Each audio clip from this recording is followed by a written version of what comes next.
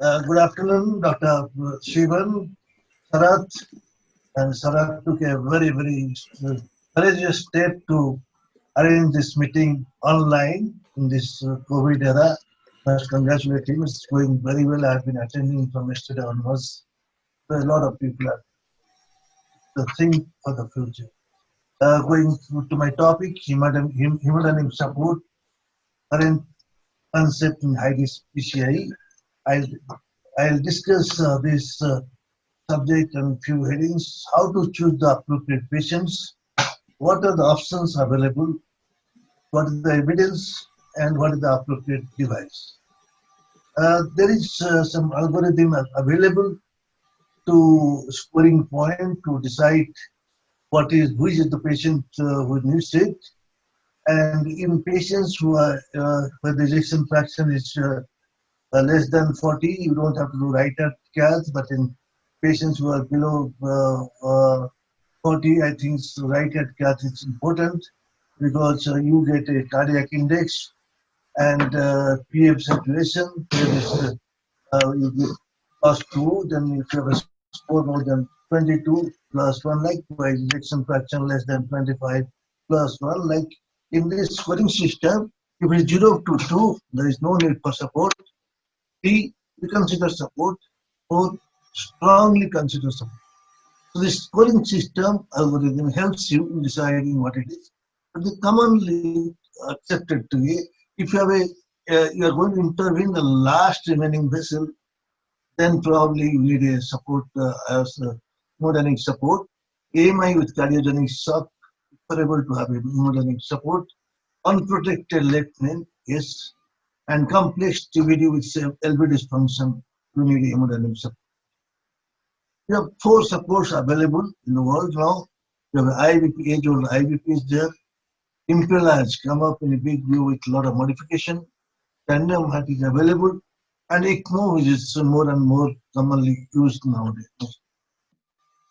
IVP, is a word we all have been using from since age, and access can be femoral, axillary, and supply is sophisticated, and it inflates at the time of onset of diastole and deflates at the time of systole.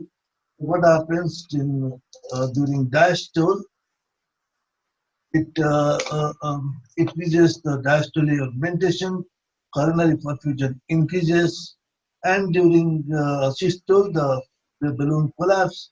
So if pressure is reduced and assisted systole is better, the next one which what it does in hemodynamics is reduces the systolic pressure by 20%, increases aortic diastolic pressure by 50%, thereby increases mean arterial pressure, more in mitral regurgitation and ventricular septal rupture, reduces heart rate by 20%, reduces pulmonary capillary waste pressure, thereby increase the cardiac output by 20%, and reduces wall stress by 50%. It's by this mechanism, it increases the coronary perfusion, decreases oxygen consumption. The evidence that there are 3 trials, and first one is BCAS-1 trial, no reduction in NASH in 28 days. Gives AMI tail, there are also no difference in clinical outcome in 6 months. IVP shock trial, we thought it would give some, but I think it is there's just no reduction in mortality. So mortality reduction was not there. Some hemodynamic improvement was there. Contraindication, aortic regurgitation, aortic dissection, uncontrolled sepsis, severe peripheral arterial disease, contraindicated. And the vascular complications of main limb ischemia, hemorrhage, vessel laceration, cholesterol embolization, CVS sepsis, but most important the vascular complications. So you are better to take it out as per within 24 to 48 hours maximum. Impella is the new one, which is very helpful. The continuous non-pulsatile axial flow accumulates through pump. With that, its blood is taken out and recirculated to the circulation. It withdraws blood from the LV during all phases of cardiac cycle and injects into aorta. Advantage over IVP is decreases the ends diastolic pressure and volume, no dependence on trigger, combined increase in output and coronary flow. That is the most important advantage over IVP. We have 2.5, 3.7, 5 will develop with 5 will you need a bigger cut down with all 12.5 seats. So these are all types of available, and main difference between IVP and Impella. In balloon pump, it reduces the systolic outlet pressure, increases stroke volume. But in Impella, you unload the left ventricle and reduces diastolic volume. So in effect, during IVP, your stroke volume increases that offsets the balloon pressure reduction, and in Impella, volume reduction reduces pressure volume loop area and cardiac volume. This is the main difference between. Impella again, there is three trials. ISR shock 26 is very small. They use 2.5 L Impella and no difference. Impress 48 patients, again no difference in mortality. Protect the largest trial where it was with Impella 2.5 IVP incomplete. It was tried with complex TVD and with severe LV dysfunction, but it was stopped in between because there was no significant difference in 30 days. Complications of Impella is bleeding, hemolysis, stroke, limb ischemia, and hematoma. Most important, bleeding and hemolysis. Tandem heart again is extracorporeal centrifugal continuous flow pump. It uh, it gives the blood flow of 3.5 to 5 liters per minute, and cannula is 21.5 PA. We don't have access here, but it's just a connect the blood. Yeah, it connect go to the LA transeptal, you put the LA and get the blood here and deliver it to the femoral artery. Next. There is no asset evidence yet. Some registries have shown some benefit during acute MI cardiogenic shock. Major advantage over Impella is there is LV thrombus, Impella cannot be used. Aortic valve disease, prosthetic aortic valve, you cannot use Impella, so if you want to use, you can use Tenno. ECMO, I think it's being used more and more frequently used. This is a form of heart-lung bypass machine.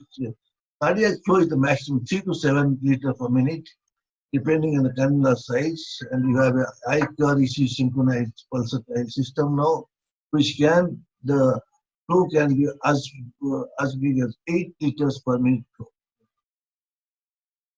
Contraindication, severe AR, severe peripheral vascular disease, bleeding diastasis, recent CV, uncontrolled sepsis. Complications can be like this: hemolysis, bleeding, limb ischemia, infection, stroke. So this, when you in IVP, you use a smaller cannula, 7 to 8, and femoral artery size less than 4 also is okay. And cardiac synchrony is always with the cardiac synchrony, but the output flow is less, 0.3 to 0.5.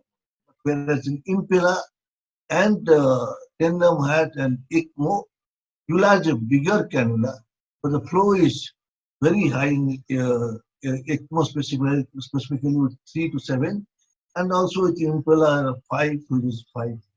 So this is the main difference between the two. This is how to choose the appropriate therapy.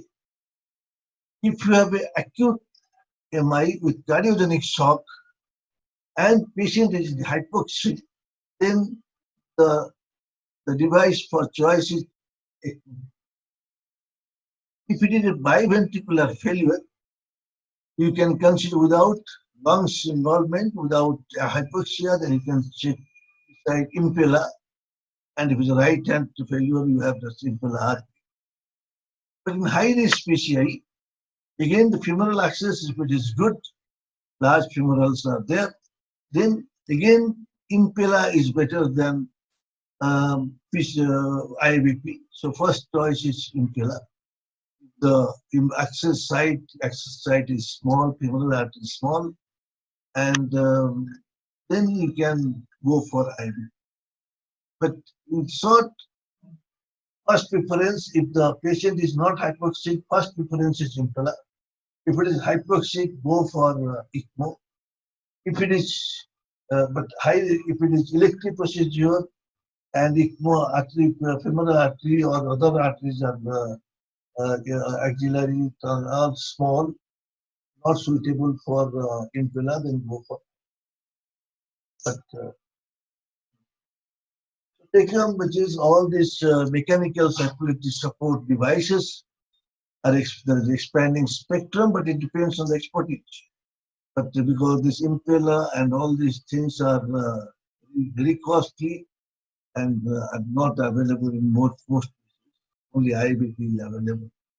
High risk PCI is associated with high mortality and morbidity, but optimal timing of the patient selection is necessary to prevent device-related complications. That means you select, if you decide to use a support, then select it before. Don't hurry in between, do it. And after, try to remove it as quick as possible. Choice of device is individualized based on patient condition, availability of devices, and local experience. Thank you very much for your attention.